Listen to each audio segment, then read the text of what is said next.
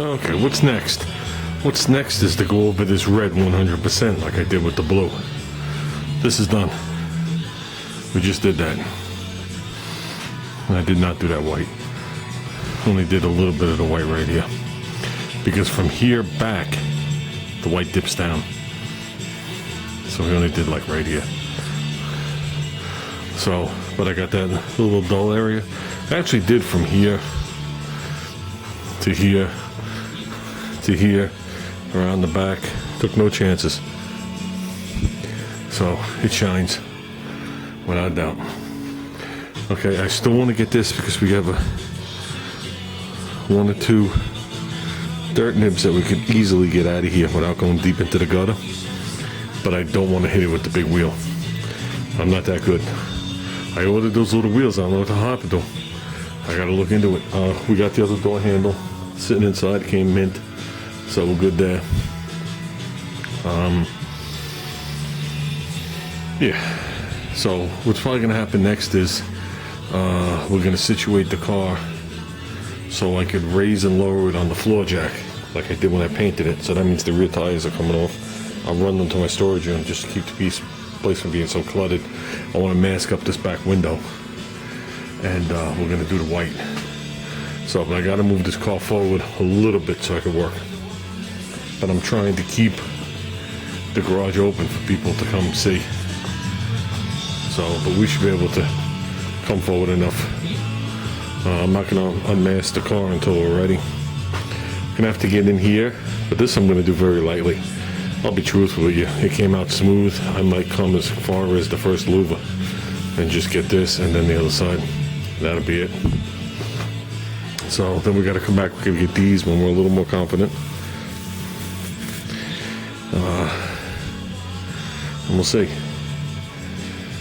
Then we got to start putting parts on the car. We still got Tom Noble's things on here. I only want to put Tom Noble's things on once. Because whether you guys realize or not, these holes got smaller and smaller and smaller every time. Okay?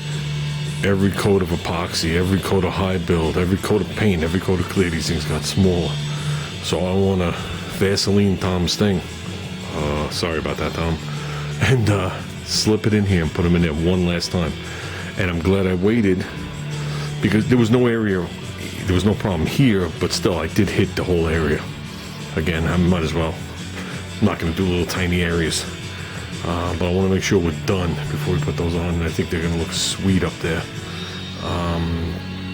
The guy at the AMC show, let's put this off.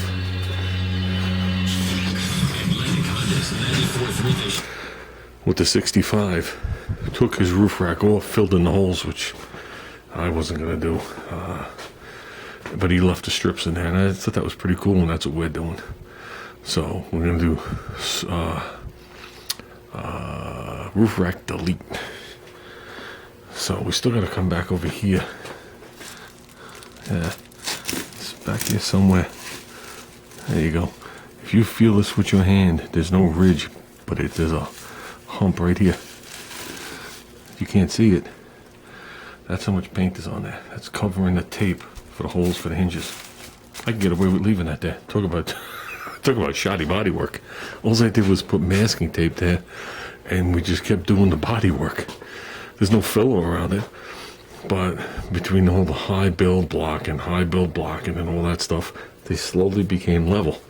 And then it got to the point where they were painted over, and like I said, you could just feel it. I'm sure it catches in the light, but there's no sign of it. So there's no way you just tear those off. Basically, I'm gonna find where they are and poke a hole through them is what we're gonna do, gently, because we don't want to have any kind of clear lift across the car. So then, like I said, we're gonna slowly start to reassemble.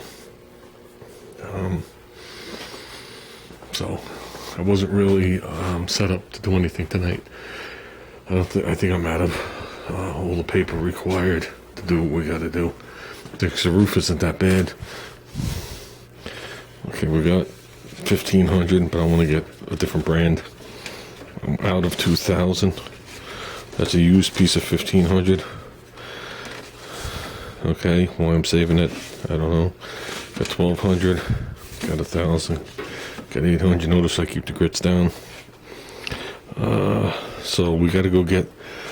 I'm gonna go get another package of 1,500, another package of 2,000. So the roof, I might hit actually a little finer because I'm gonna have a hard time seeing it. I was at Mike's house yesterday, and I said, Mike, when I wet sanded these little bits here, it's hard for me to see the sand and scratch. And of course, he mentioned maybe we should use something with better eyes and, all the normal things you would say, nothing bad. But the bottom line is, when you sand it, it's the same color as white.